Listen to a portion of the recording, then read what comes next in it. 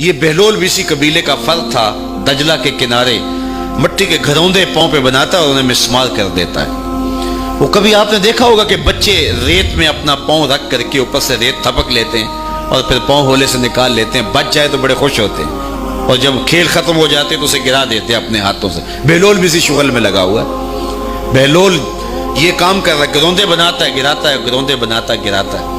بادشاہ گزرا، پوچھا بہلول کیا کر رہے ہو؟ ہنس کے کہا جنت کے مکان بنا رہا ہوں۔ کہا بیچتے ہو؟ ہاں بیچتا ہوں۔ کتنے کا؟ 10 روپے کا، سیل لگائی ہوئی ہے۔ بادشاہ مسکرا کے گزر گیا، دیوانہ ہے، مجنوں ہے، اپنی موج میں لگا ہے۔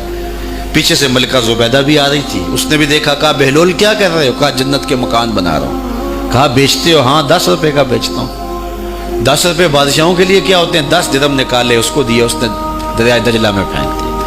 فقیر اتنی دیر تک فقیر نہیں بنتا، داتا صاحب فرماتے جب تک مٹی کا ڈھیلا اور سونے کی ڈلی اس کی نظر میں برابر نہیں ہو جاتا۔ اور ایک مکان کے گرد، ایک وہ گھروندے کے گرد دائرہ لگایا، کہا یہ تیرا ہوا۔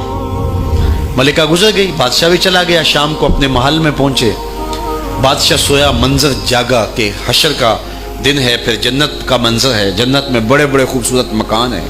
ایک مکان تو بڑا ہی اچھا لگا، تو جی چاہا کہ اس مکان کو دیکھوں۔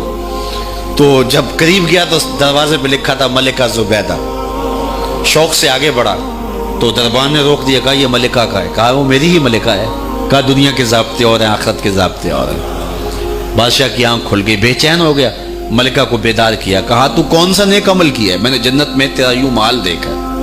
ملکہ کہنے لگی وہی معمول کی نمازیں، وہی سب کچھ، کوئی نیا کام تو میں نے کیا نہیں۔ ہاں یاد آیا، کل گزر رہی تھی، دجلہ کا کنارہ تھا، وہ جسے لوگ مجذوب کہتے ہیں، وہ جو دیوانہ کہلاتا ہے، وہ بہلول، وہ جنت کے محل کہتا تھا، وہ بنا رہا تھا۔ میں نے کہا چلو کوئی بات نہیں، فقیر ہے، 10 روپے کیا ہوتے ہیں؟ 10 روپے کا ایک محل خریدا تھا۔ بادشاہ سر پکڑ کے بیٹھ گیا، وہ تو مجھے بھی کہتا تھا۔ میں دیوانے کی بات سمجھ کے گزر گیا۔ اگلے دن بادشاہ قصدن گزرا۔ جب قصدن گزرا نا تو دل دھڑک رہا تھا کہ کہیں مجذوب پھر آج مل جائے اور اسی موج میں ہو تو کام بن جائے۔ دیکھا تو بہلول وہاں بیٹھا ہوا ہے، آگے بڑھ کے دیکھا تو کام بھی وہی۔ بادشاہ پھر رک گیا، پوچھا بہلول کیا کر رہے ہو؟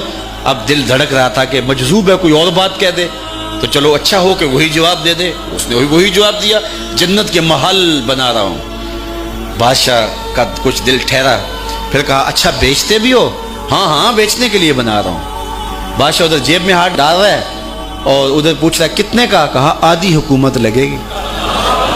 کہا کل تو 10 روپے کے بتا رہے تھے۔ کہا کل تم نے دیکھا نہیں تھا، آج سودا دیکھ کے لے رہے ہو۔ اللہ تعالیٰ ارشاد فرماتا ہے انما تنذر من اتبع ذکر وخشی الرحمن بالغیب، جو ان ڈٹھے سودے کرتے ہیں، جو بغیر دیکھ کے کرتے ہیں۔ اچھا چلو ایک خوشخبری میں آپ کو بھی سناؤں، اور وہ خوشخبری رسول اللہ کی زبان سے۔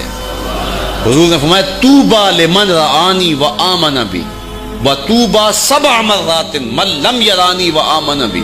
فرمایا صحابہ تمہیں مبارک ہو ایمان کی کہ تم نے مجھے دیکھا اور میرے اوپر ایمان لائے، اور کہا انہیں 7 مبارکیں ہوں جنہوں نے مجھے دیکھا بھی نہیں ہوگا اور پھر بھی ایمان لائیں گے۔ انما تنذر من اتبع ذکر وخشی الرحمن بالغیب فبشرہ بمغفرۃ واجر کریم۔ ان کو بشارت دے دیجئے بڑی عزت والے اجر کی اور خوشخبری بھی۔ تو جس اجر کو میرا رب بھی کریم کہہ رہا ہے وہ اجر کیسا ہوگا؟